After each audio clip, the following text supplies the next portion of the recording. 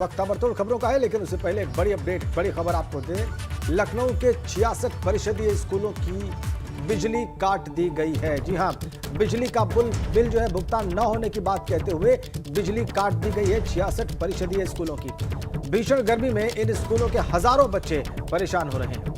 बिल्कुल, और एबीपी गंगा की टीम भी पहुंची स्कूल तो देखा कि पसीने से बच्चे लथपथ हैं। कई स्कूलों में पीने के पानी तक की समस्या आ गई है। इसमें कई स्कूलों में महीनों से बिजली कटी हुई है। मुख्यमंत्री आवास और बेसिक शिक्षा निदेशालय के पास के स्कूलों में भी बिजली कटी हुई है। बड़ी खबर लखनऊ से, 66 परिषदीय स्कूल जो हैं उनकी बिजली काट दी गई है। इस कारण क्योंकि बिजली के बिल का भुगतान इन स्कूलों ने नहीं किया था। गर्मी इस वक्त शबाब पर और बच्चे हजारों जो इस स्कूल के विद्यार्थी हैं इन स्कूलों के, वो परेशान हो रहे हैं। बेसिक शिक्षा निदेशालय के पास के स्कूलों में भी बिजली कटी हुई है। गलती स्कूल की और भुगतान कर रहे हैं उसका बच्चे।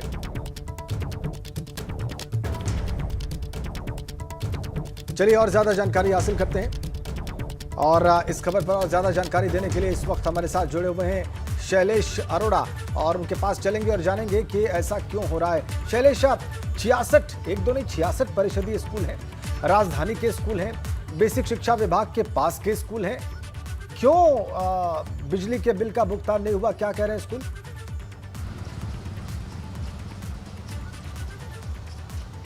देखिए, जो सरकारी विद्यालय होते हैं उनके बिजली के बिल के भुगतान जो होता है वो विभाग की तरफ से किया जाता है, यानी जो बेसिक शिक्षा विभाग है उसकी जिम्मेदारी होती है इसका भुगतान करना।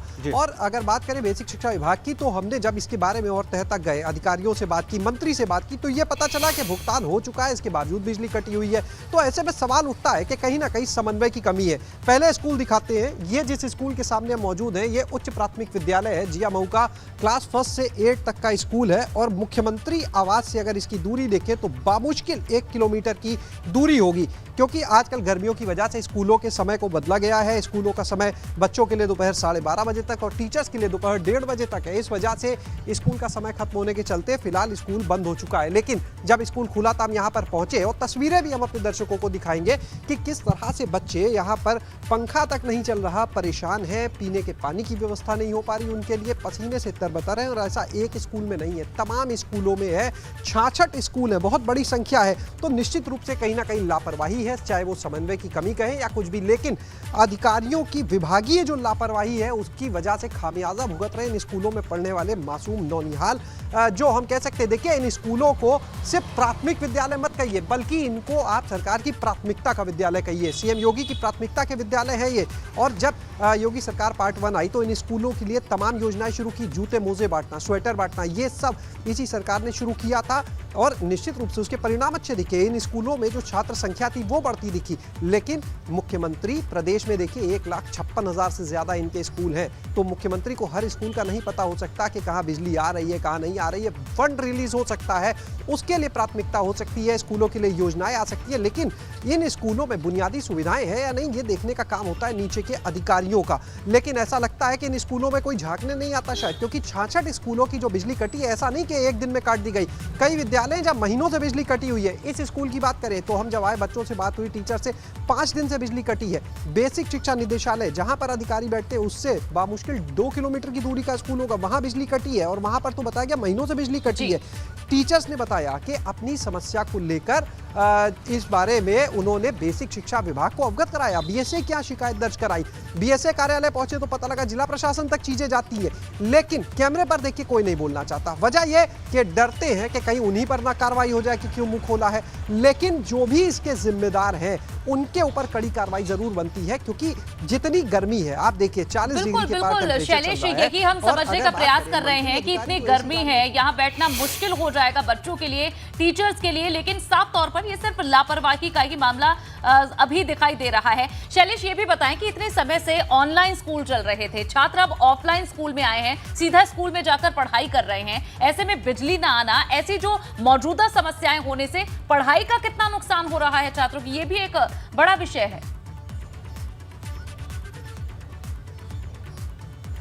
बिल्कुल, देखिए हम जब स्कूल पहुंचे, हम तस्वीरें भी दिखाएंगे अपने जो दर्शक हैं उनको कुछ ही देर में सारी तस्वीरें एबीपी गंगा की स्क्रीन पर ही मिलेंगी और उसमें साफ दिखाई दे रहा है कि किस तरह से जो बच्चे हैं जो किताबें पढ़ने के लिए होती हैं उन किताबों से खुद को हवा झलते हुए नजर आ रहे थे कि इस गर्मी से कुछ राहत मिल सके। हालांकि कोई राहत मिलनी नहीं है उससे, लेकिन ये हालात थे। किसी के हाथ में रुमाल था, पसीना पोंछते नजर आ रहा था, कपड़े पूरे भीगे हुए थे पसीने से उनकी। जब हम तस्वीरें दिखाएंगे उसमें सब ये दिख रहा है कि कपड़े उनके पूरे भीगे हुए थे इस पसीने की वजह से, क्योंकि गर्मी इतनी ज्यादा पड़ रही है। अधिकारियों को, मंत्रियों को पता नहीं चलता है, वो तो एसी कमरों में बैठे हैं, बाहर निकलेंगे एसी गाड़ी में बैठेंगे। अगर कहीं गलती से किसी खुले मंच पर उनका कार्यक्रम भी लग गया तो वहां पर भी उनके लिए एसी की व्यवस्था होती है, कूलर की व्यवस्था होती है। उन्हें शायद एहसास नहीं होगा इन बच्चों की इस परेशानी का।